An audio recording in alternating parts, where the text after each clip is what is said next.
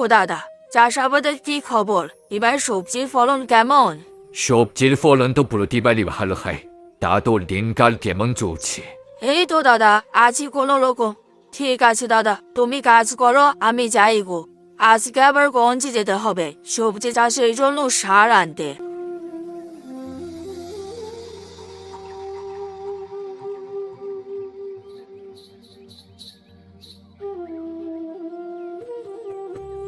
রাসায়নিক সারের এত উপকারিতা তা আগে জানতাম না গিনি। গত কয়েক বছর ধরে রাসায়নিক সার ব্যবহার করে যা ফলন পাচ্ছি সবজি খেতে। এইতে এত খুশি হওয়ার কি আছে? তুমি তো আর বৈধভাবে ফসল উৎপাদন করছো না, তুমি জমিতে রাসায়নিক সার ব্যবহার করছো, যা আমাদের পরিবেশকে অনেক ক্ষতি করে। ওইসব তোমার চিন্তা করতে হবে না গিনি। বছর শেষে মতো অঙ্কের টাকা পেলেই হলো।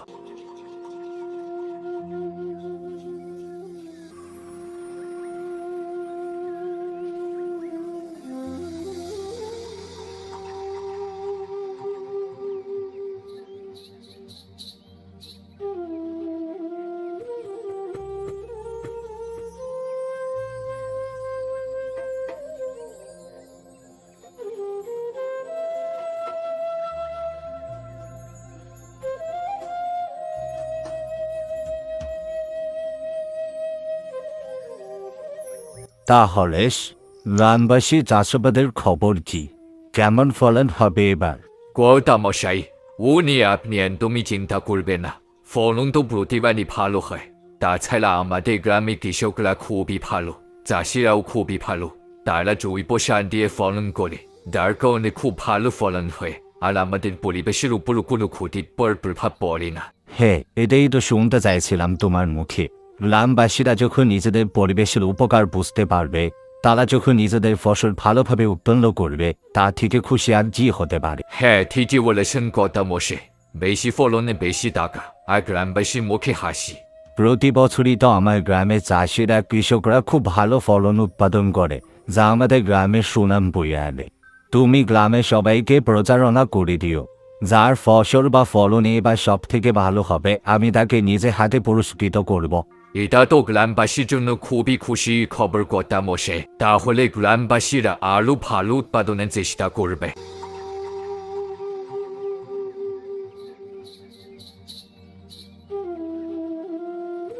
কি গো হরেশ, কর্তামশাইয়ের বাড়িতে গেলে নাকি?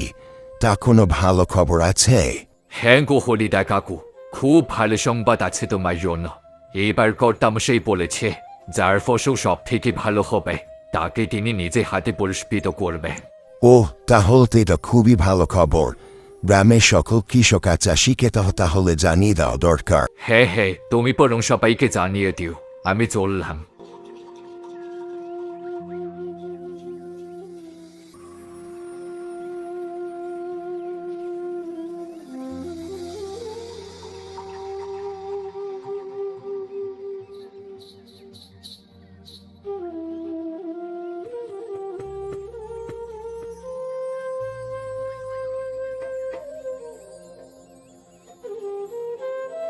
কি কোনো কুদা, সবজি ক্ষেতের ফলন তো বেশ ভালোই দেখছি। তা কেমন চলছে সবকিছু? আর বলো না, এখন পর্যন্ত তো সবকিছু ভালোই চলছে। পরে যে কি হবে সেটা নিয়ে ভাবছি। কতদিন যাবৎ বৃষ্টি হচ্ছে না, এভাবে বৃষ্টির অভাবে তো সব সবজি নষ্ট হয়ে যাবে। আমাদের কষ্ট তাই না বৃথা যায়। আরে আগে এত চিন্তা করো না নকুদা। দেখো পরে কি হয়, ভবিষ্যতের কথা তো আগেই বলা যায় না। যদি এরকম হয়েই যায়, তাহলে না হয় আমি কর্তামশাইয়ের সাথে কথা বলে কোনো একটা ব্যবস্থা করব। ঠিক আছে, কাজ করো।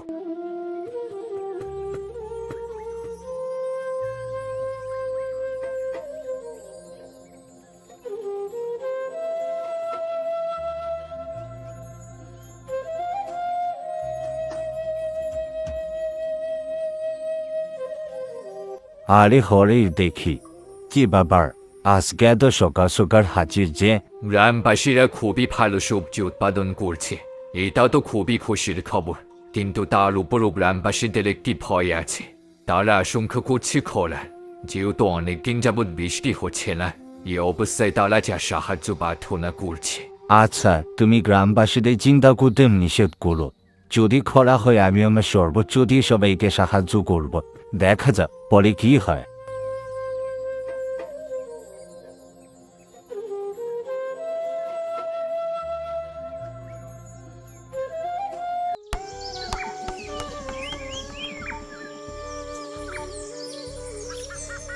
অনেক তো খেলাধুলা হলো, এবার ঘরে চলে আয় বাবা, সন্ধে নেমে আসছে।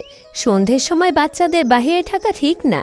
না মা, আর তো খেলি না, এখানেই থাকবো, কোথাও যাব না। সন্ধ্যের সময় খেললে কি হবে? তুমি আমার লক্ষ্মী সোনা বাবা না। চলো বাবা, ঘরে চলো। সন্ধ্যের সময় বাচ্চাদের বাহিরে খেললে ভূত প্রেতের নজর লেগে যায়। ঠিক আছে, আমি একটা শর্তেই তবে ঘরে যাব মা। যদি তুমি বাবার সবজি বাগানে সকল ধরনের সবজি দিয়ে আমাকে সকালে খিচুড়ি রান্না করে দাও। ও আচ্ছা, তাহলে এই কথা। এখন তোর বাবার সবজি ক্ষেতের উপর লোভ পড়েছে? লোভ পড়বে কেন মা, এইভাবে কেন বলছো? বাবার সবজি বাগানের সবজি কি আমি খেতে পারি না? না না, তা কেন, খেতে পারবি না কেন? ঠিক আছে, চল চল ঘরে চল। তোর বাবা আসলে আমি এক্ষুনি বলবো সকালে গিয়ে যেন সব ধরনের সবজি এনে দেয়, তারপর তোকে খিচুড়ি রান্না করে দেব। তোমার ছেলে নতুন বায়না ধরেছে, তোমার খেতে সব ধরনের সবজি দিয়ে নাকি সকালে খিচুড়ি খাবে। হো, তাই নাকি? তা তো ভালো কথা। আমার ছেলে আমার খেতে সবজি দিয়ে খিচুড়ি খাবে। তুমি আমাকে ভোরবেলায় ডেকে দিও, আমি সকাল সকাল দিয়ে তাকে সব ধরনের সবজি এনে দেবো। হ্যাঁ, একটু ভোরেই যেও। ও ঘুম থেকে ওঠার আগে খিচুড়ি রান্না করে রাখবো, তাহলে খুব খুশি হবে।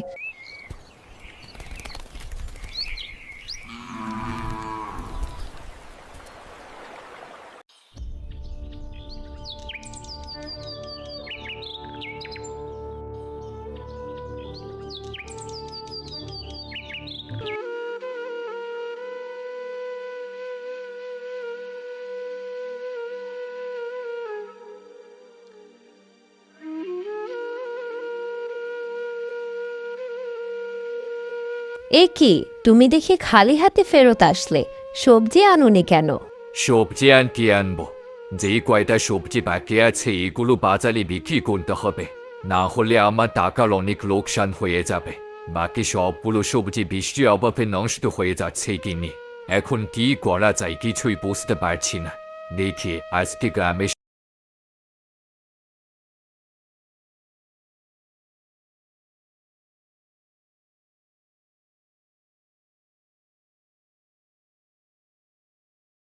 দেখেছো, আমাদের ভয়টাই সত্যি হয়েছে। খরার কারণে কয়েকদিনের মধ্যেই আমাদের সবজি সব নষ্ট হয়ে গিয়েছে। কর্তামশাই তো আমাদেরকে বলেছিলেন যখন খরার সময় আসবে তখন তিনি নিজে এসে আমাদেরকে সাহায্য করবেন। চলো আমরা দুজন কর্তামশাই বাড়িতে যাই, ওনাকে এখানে নিয়ে এসে দেখাই।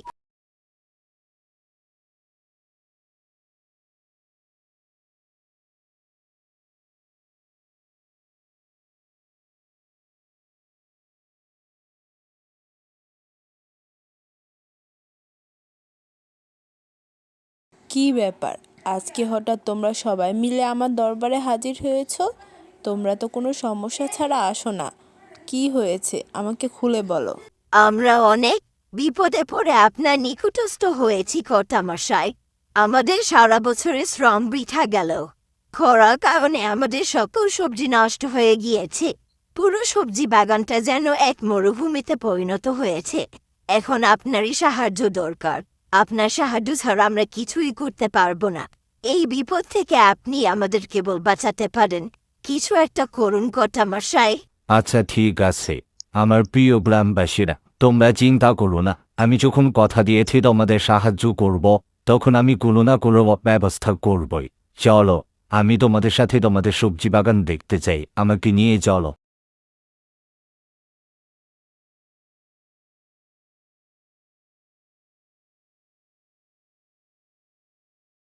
আরে ঠিকই তো, এই জন্য এক মরুভূমি। কোথায় গেল আমার সুন্দর সবজি ফসল ধান? কি থেকে কি হয়ে গেল? বৃষ্টি জলের কারণে এরকম যেহেতু হয়েছে, তাই এখানে কৃত্রিমভাবে জল প্রয়োগ করতে হবে। হরেশ, তুমি সব রকম ব্যবস্থা করো, আমি সব টাকা খরচ দেব। ঠিক আছে, আমি ব্যবস্থা করছি। কিন্তু সব কিছু তো ঠিকই আছে, শুধু একটা ব্যাপার বুঝতে পারলাম না। সকলে এই জমি মরুভূমির মতো পরিণত হয়েছে খরার কারণে, কিন্তু সবুজের জমি এখনো সে আগের মতোই শস্য শ্যামল রয়েছে, কিন্তু কিভাবে? ওই ছেলেটা যে অল্প জমিতে চাষাবাদ করে নিজের খরচ চালায়, ঠিক আছে তার জমিটা আমাকে নিয়ে চলো।